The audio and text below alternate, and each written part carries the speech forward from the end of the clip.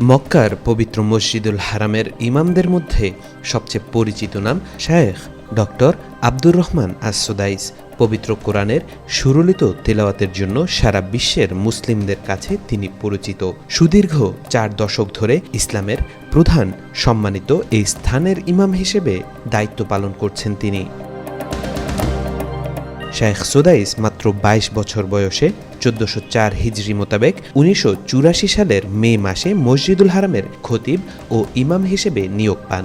পরবর্তীতে তিনি প্রধান ইমাম হন। সৌদি আরবের সাবেক বাদশাহ ফাহাদ বিন আব্দুল আজিজের এক রাজকীয় নির্দেশনায় তাকে এই পদে নিয়োগ দেওয়া হয়। মসজিদুল হারামের সবচেয়ে কম বয়সী ইমাম হিসেবে সর্বপ্রথম তিনি আসর নামাজের ইমামতি করেন।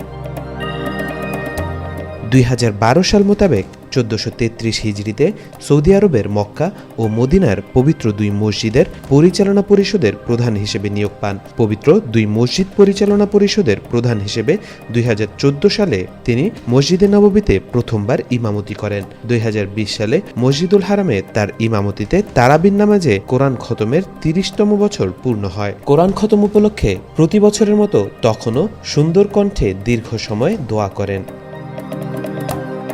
শায়েখ আব্দুর রহমান আস-সুদাইস 1379 হিজরি মোতাবেক 1960 সালের 10 ফেব্রুয়ারি সৌদি আরবের কাসিম অঞ্চলের বুকাইরায় জন্মগ্রহণ করেন। বনু আসাদ বিন রবিয়া বিন নাজার গোত্রের আনজা শাখার সন্তান তিনি। তার বাবার নাম আব্দুল আজিজ ও মায়ের নাম ফাহদারুফ। কাসিমে বেড়ে উঠলেও পরবর্তীতে রিয়াদে পাড়ি জমান তিনি। শৈশব থেকে উত্তম আচার ব্যবহারের জন্য পরিচিত ছিলেন তিনি।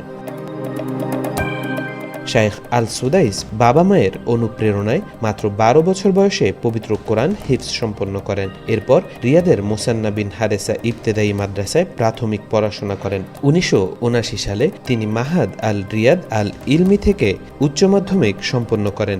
1987 সালে ইমাম মোহাম্মদ বিন সাউদ ইসলামিক বিশ্ববিদ্যালয়ের উসুলুল ফিকাহ বিভাগ থেকে স্নাতকোত্তর ডিগ্রি লাভ করেন।